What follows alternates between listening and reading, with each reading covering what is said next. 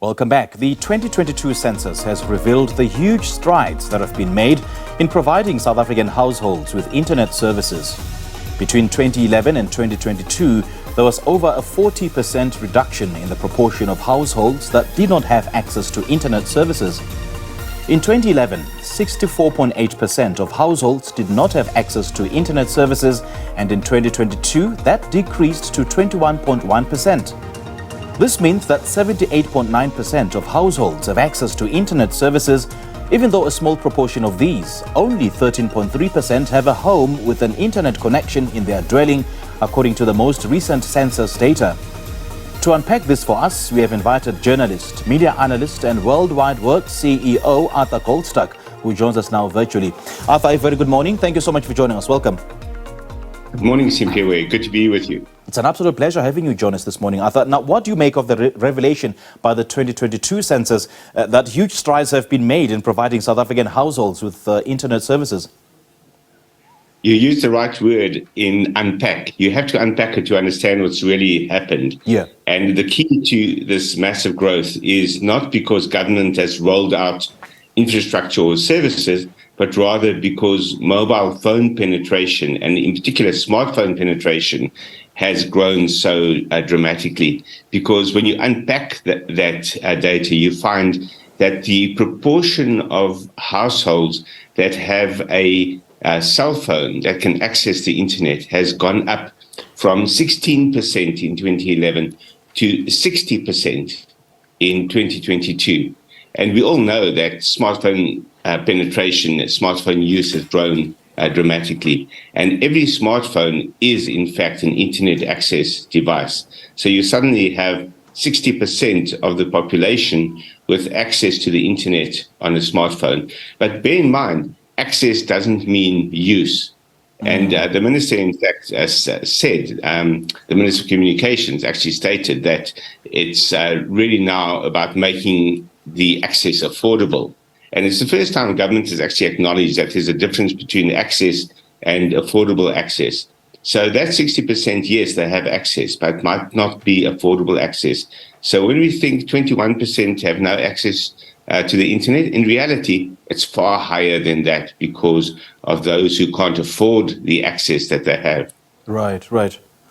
Now, how accurate is the fact that 78.9% of households do have access to internet services, although a smaller proportion of these, about 13.3%, have a home with an internet connection in their dwelling?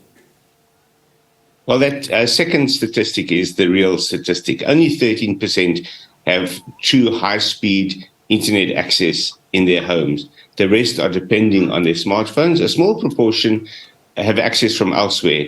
So the census shows that 5% have access from work or from elsewhere, which means internet cafes or university or the like. So it's not their own access that they're using.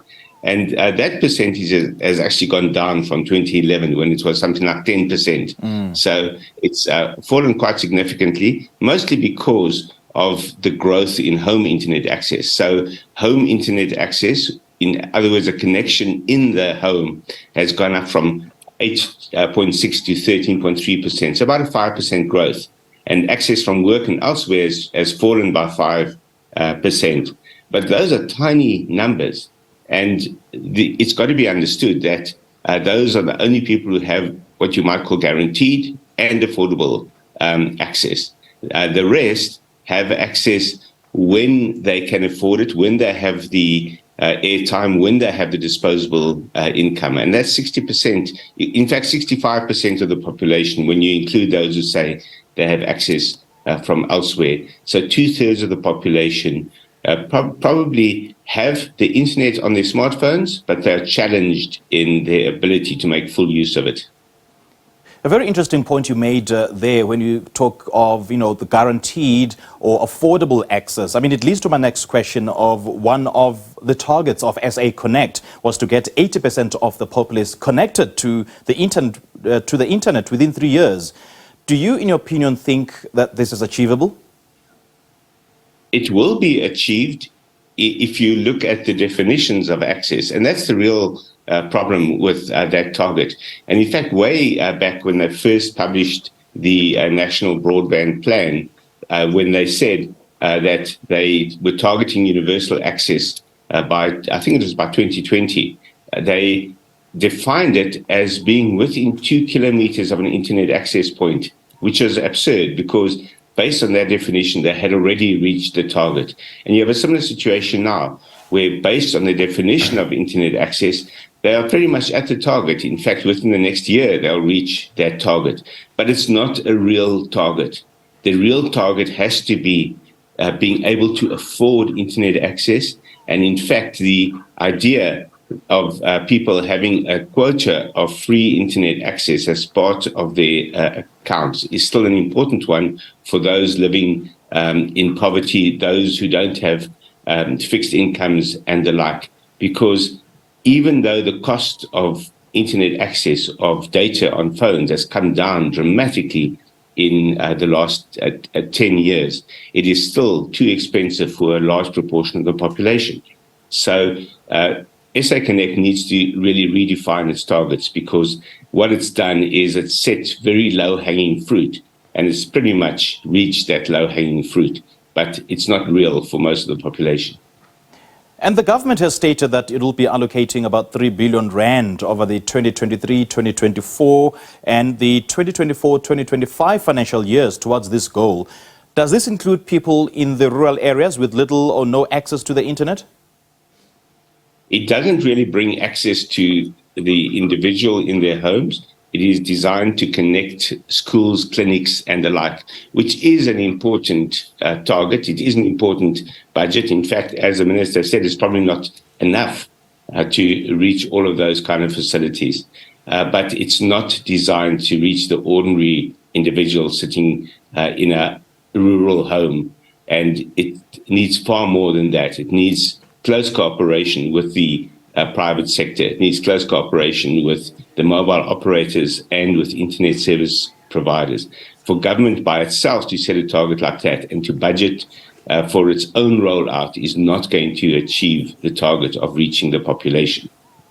Are we likely to achieve 100% coverage or 100% access to the internet service?